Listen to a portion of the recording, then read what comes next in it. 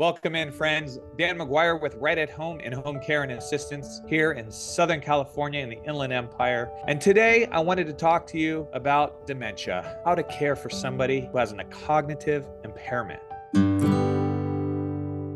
That could be a really, really tough thing. So everybody knows I have direct experience with helping someone, a loved one of mine, get through that journey that is dementia. And it can come in many forms. Today, I wanted to talk about not just the forms of dementia, but I actually wanted to talk about how to work with somebody who is going through that journey of dementia.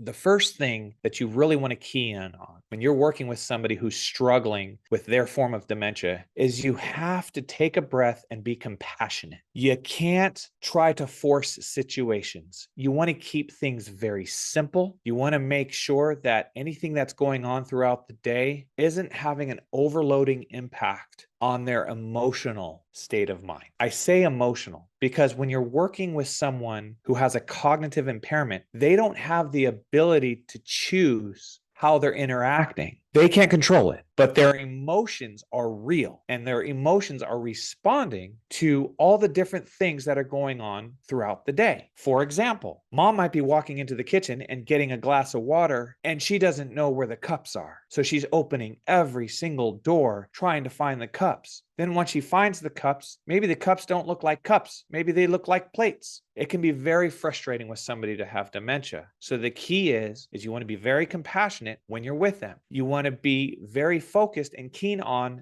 their sensitivities. Touch their shoulder. Mom, it's going to be okay. Here are the cups. Let's have a glass of water. If you want to avoid having frustrations in your back and forth talk with your loved one who might have dementia, one thing you can do is always create your questions with winning answers on both sides. Well, what do I mean by that? If you're having struggles with getting mom or dad or your loved one to maybe have a meal, never ask them, Mom, Dad, are you hungry? Because they might say no, even though they are hungry, but they can't communicate effectively and they're frustrated. So they just say no because they don't really know what to eat. So instead, Mom, Dad, do you want chicken or fish for dinner? Now they have a reason to choose one and you get what you want, which is having mom or dad eat. And it takes that frustration out. Also, when working with somebody with dementia, what you want to do is you want to focus in on those senses, on those emotional traits.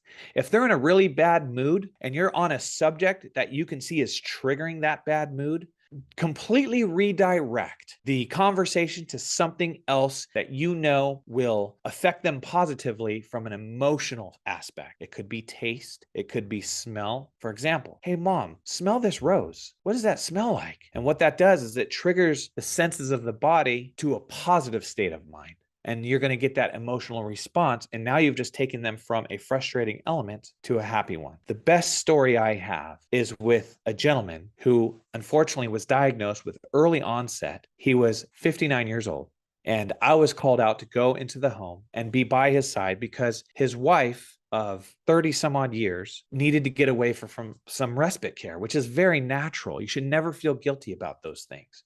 And she wanted to get away and go have lunch with her girlfriends, but she couldn't leave her husband alone. She felt very guilty about that. So she wanted a guy to come in because she knew that her husband doted upon her so much that he could not have another female in the room. So I came out, I walked in, the wife went on her way to the lunch, and I could see that this gentleman was extremely frustrated. His dementia caused him to not have proper speaking. He would mumble and have one word kind of responses, but he would move around back and forth, side to side, and he'd clench his fists, and you could see he was really frustrated. Well, upon walking into the residence, I noticed a lot of musical pictures. I noticed a baby grand piano in the foyer, and I have a little bit of background in music. So I looked at him and I said, I'm going to go play the piano. And he looked at me and he said, play, play. So I went over to the bench, I sat down, and I just played a few chords. Just do, do, do. And I heard this do, do, do, do, do, do, do, do, do, do, do. And he sat right beside me and he started singing those chords with perfect pitch. I found out that he was a musician. He was a singer and all his family was in choir, and he started singing. And I said, okay. I started playing chopsticks. Now, I said I was a musician. I didn't say I was a pianist. So I just played do do do do do do do do do do do. He got up and he started dancing. He started dancing in elation. And I went faster and faster, and he was dancing, and the smile on his face. When I told this story to his wife when she came home, she was bawling. And now to this day, he has music therapy to help him get through his day with his struggles with dementia.